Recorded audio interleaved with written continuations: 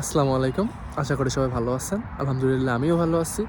তো এর আগের ভিডিওতে আমি আইএলটিএসে অনেক বিষয় নিয়ে কথা বলছি এবং স্কলারশিপ নিয়েও কথা বলা হয়েছে।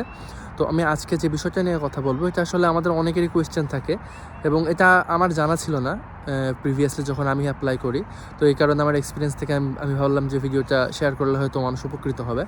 সেটা হচ্ছে, আমরা অনেকে মনে করি যে আইএলটিএসের পরে যখন আমরা দিব, রেজাল্ট পাওয়ার পরেই মূলত হয়তো অ্যাপ্লাই করলে বেটার হয়। আর আইএলটিএসের রেজাল্ট না পাওয়া অবধি আমরা অ্যাপ্লাই করতে পারবো না। তো এই জিনিসটা সম্পর্কে আসলে ক্লিয়ার থাকা ভালো যে যদি জিনিসটা এমন হয় যে আপনি আইএলটিএস দিবেন হচ্ছে জানুয়ারি বা ফেব্রুয়ারিতে, কিন্তু হচ্ছে আপনার হলো মানে অ্যাপ্লাই সিজনটা হচ্ছে সেপ্টেম্বর বা জানুয়ারি, তো সেই ক্ষেত্রে মূলত যে আইএলটিএসটা রেজাল্ট আসার পরে অ্যাপ্লাই করা যায়।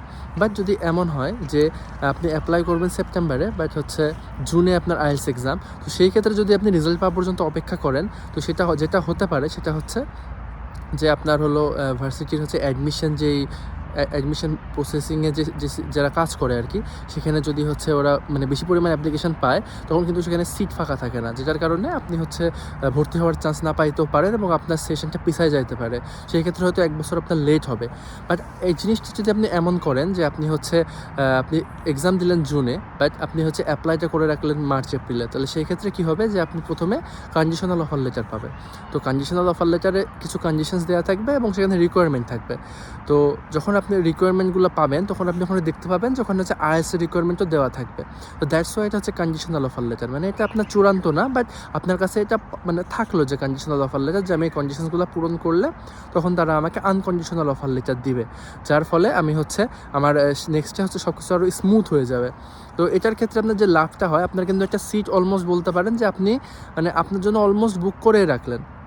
ইনকেস যদি হচ্ছে আপনার অন্য কোনো যদি লেটও হয়, মানে আপনার হচ্ছে আইএলটিএস দিতে ধরেন আপনি জুলাইয়ে দিলেন, আর আপনার কাছে ওইটা থাকলো এবং আপনি যখন রেজাল্টটা পেয়ে গেলেন, তখন আপনি কিন্তু আপনার হচ্ছে আইএলটিএস রেজাল্ট দিয়ে তখন ওদেরকে সেন্ড করে দিলে ওরা তখন আপনাকে আনকন্ডিশনাল অফার লেটার ইস্যু করে দিবে।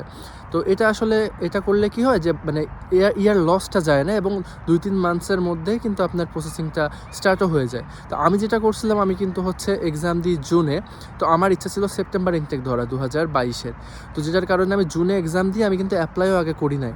তো যেটার কারণে আমি ভেবেছিলাম যে আমার হচ্ছে এক্সামটা শেষ হোক, তারপরে হচ্ছে আমি রেজাল্ট দিয়ে একবারে অ্যাপ্লাই করবো, যেটার কারণে আমি কিন্তু আমার সেপ্টেম্বর ইনটেকটা মিস করি। কারণ ভার্সিটিতে আর মানে যে ভার্সিটিগুলো আমি অ্যাপ্লাই করছিলাম ওদের আর কোনো সিট হচ্ছে বাকি ছিল, মানে ফিল আপ হয়ে গেছিলো আর কি, যেটার কারণে আমি হচ্ছে সুযোগটা পাই নাই, যে ওই বছরটা আমার মানে নষ্ট হয়েছে বলতে গেলে। তো পরের বছরে কিন্তু আমি এটা করি না, তখন তো আমার রেজাল্ট ছিলই, আমি হচ্ছে জানুয়ারি ফেব্রুয়ারিতে অ্যাপ্লাই করে দিই, যেটা আলাদা বিষয়।